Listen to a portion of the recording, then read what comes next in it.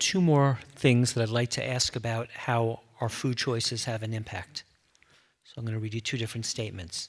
One, many of the water systems that keep ecosystems thriving and feeding a growing human population have become stressed. Rivers, lakes, and aquifers are drying up or becoming too polluted to use. More than half the world's wetlands have disappeared. Agriculture consumes more water than any other source and wastes much of that through inefficiencies.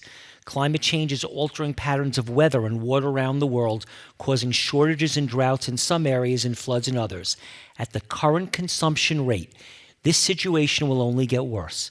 By 2025, 2/3 of the world's population may face water shortages, and ecosystems around the world will suffer even more. That's number one. Number two is,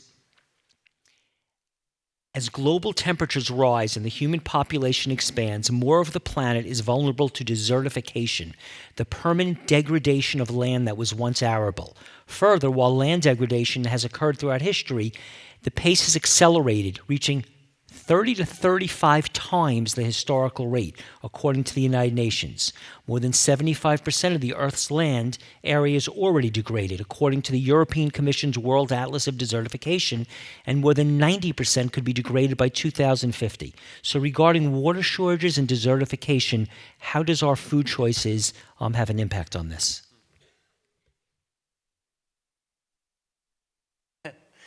Those are some alarming statistics, and they're true. UN researchers are estimating that by the year 2050, we will have half the arable land per capita that we had in 1950 for human beings. And it's only going down. We also have reports that we have essentially 60 harvests left. 60 years left of farmable soil on this planet, that at current rates of topsoil erosion will be at 0 in 60 years. So when we ask what kind of world we're leaving for our children, we have to look at stuff like this, don't we?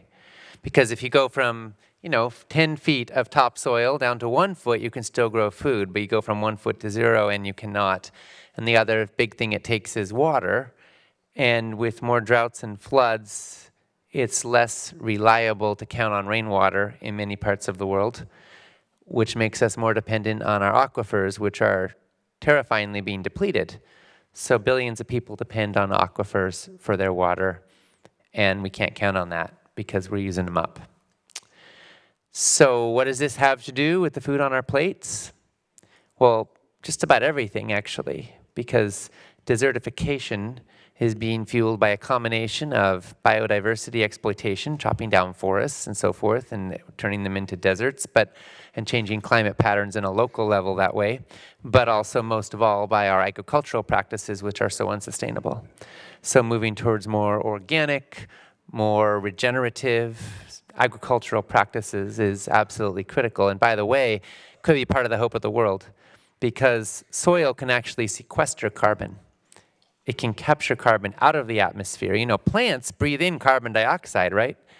And when they die, it goes back out. But there are ways that they can capture it in their roots, and the soil builds up. And we could actually do what nature has taken thousands of years to do, to build up topsoil. We can do it much more quickly with the right agricultural practices, with composting and cover cropping and much more complex things than that are available to us. And if we put a fraction of the focus on that we've been putting on how to come up with new chemicals and new GMOs, we could help save the planet in short order.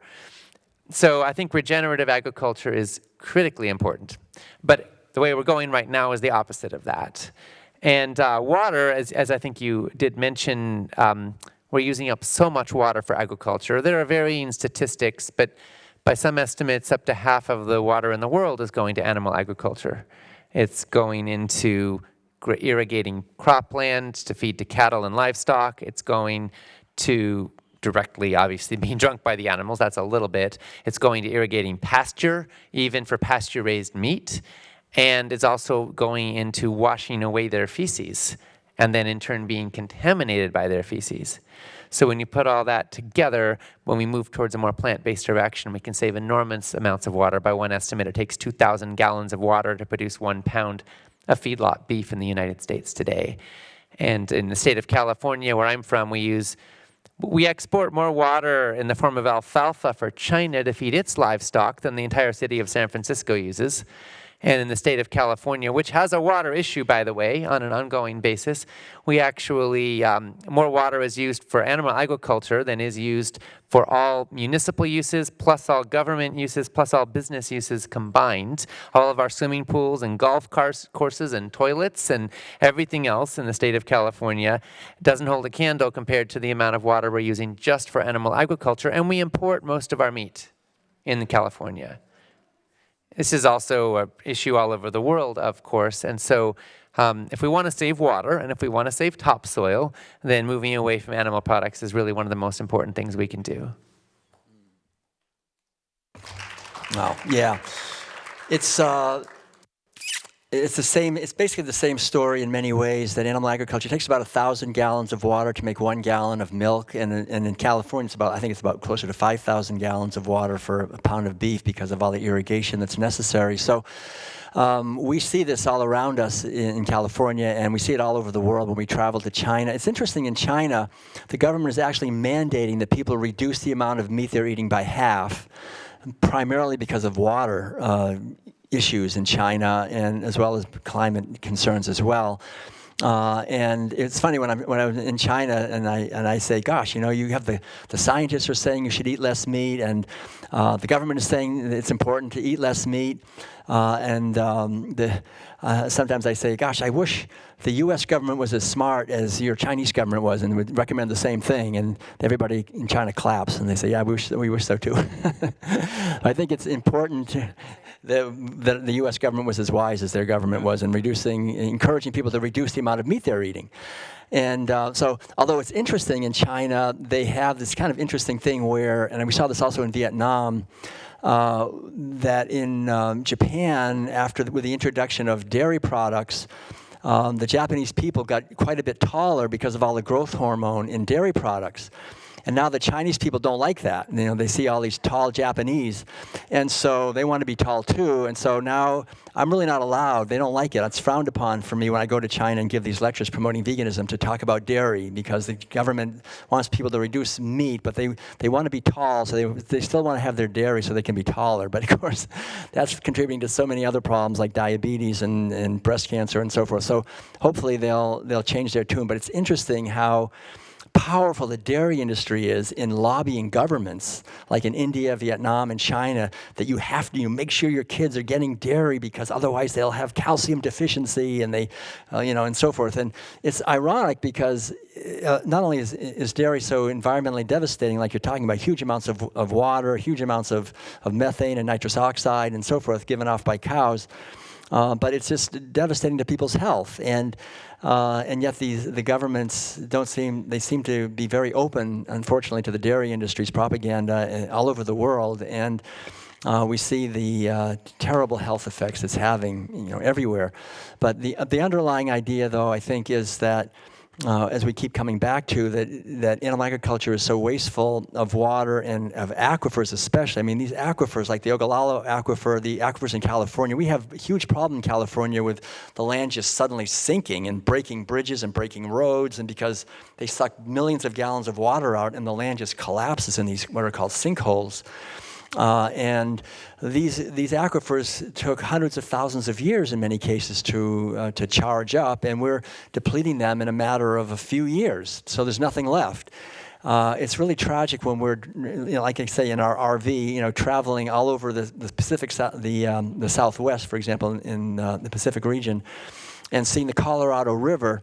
Our taxpayer money is paying for these extremely expensive irrigation projects. It's taxpayer funded. We pay for it with these incredibly expensive, huge pumps that pump all this water, and we pay for all the maintenance of all these irrigation canals, and they're just used by the meat and dairy industries.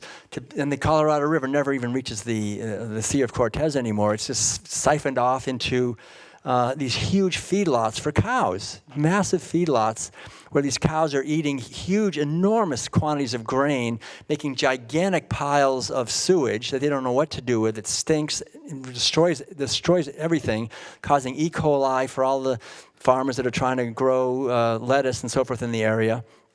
And somehow this is just encouraged. It's allowed to happen. They're all subsidized, actually. Everything is subsidized. The water is subsidized. There's all kinds of allotments that are given to these farmers. It's a very unfair system. And I think it's really important to understand the enormous power that the animal agriculture system has had from the very beginning. And like in the World Peace Diet, I talk about how 10,000 years ago in Iraq, for the very first time, because of animal agriculture, there arose this wealthy elite class that dominated the entire world. That was the kings, and today it's the ranchers. The kings were ranchers. That's why they were powerful and wealthy. So here in the New World, when they came over here from Europe, they brought their system of animals. The Indians called it the slave animals, and they looked at the Europeans like, what the heck are you doing with these slave animals?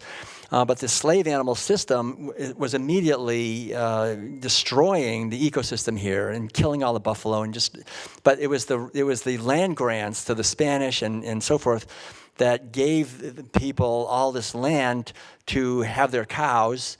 And from the very beginning, they controlled the government. I mean, completely controlled. So if you try to have like human sewage, which is controlled very stringently because it could pollute the water, right? So we have all kinds of rules about human sewage because we don't want to pollute our water resource. Animal agriculture is thousands of times more water that they use and to pollute it more severely. And there's no regulations, basically. They can have these huge lagoons of manure that are breaking and polluting the water all over the country, in North Carolina, all over the country. We see it happening when we travel. There's no regulations. There's no rules about the water in animal agriculture. Why? Because they don't want rules. They don't want any rules, so there's no rules. They can do whatever they want. They can take their feces from their gigantic animal agriculture operations and just spray it on the fields, and it just runs right into the rivers and causes the incredible disease outbreaks of this organism. It's called the fish from hell, Fiscusquita, something like that. It causes people's. It's some kind of a thing. It's a big problem in Virginia. Sometimes they have these. But all these bizarre diseases that come from this stuff. So the whole thing is to realize that this is all subsidized. It's all paid for by us as taxpayers. These ranchers and farmers really are given enormous tax breaks and so forth in order to continually pollute and destroy ecosystems. How is it possible? I mean, how do we respond to this? I think that's really the question for us, all of us, as citizens, is how do we respond to a situation where there is this historical domination of the will of the people by a tiny elite that is ruining the planet and our chances of survival and is being funded by our funds in the process, and it costs so much money for people to try to get something organically certified that we have to pay more for organic because you have to pay to have it certified, and then the non-organics get subsidized on a massive level, so everybody's eating these foods. And it just increases, obviously, the profits for the pharmaceutical, what I call the military, industrial, meat, medical, pharmaceutical, media, banking complex, right? We have this complex that gets very wealthy on this. But it's so past time for us to understand, to make an effort to understand this and articulate this and spread this message so that we make changes not only in our grassroots personal lives, but on government policy level as well. The government, our governments at the local level, the state level, federal level, all really needs to hear from us, I think. And that's why it's so important, I think, to have this kind of educational forum where we share these ideas and get it out as much as we can so that we can take action on every level. So those of us who are really interested in political activism can work on that level. Those of us who are concerned more with helping people with their health or whatever it is, but we all have a part to play. And I think that the injustice that's happening is so over the top here. The corruption is so egregious that it's really almost comical if it wasn't so horrible. So it's really, again, past time for us to understand this and to make our voices heard as best we can, however we can do that in a respectful way. Thank you.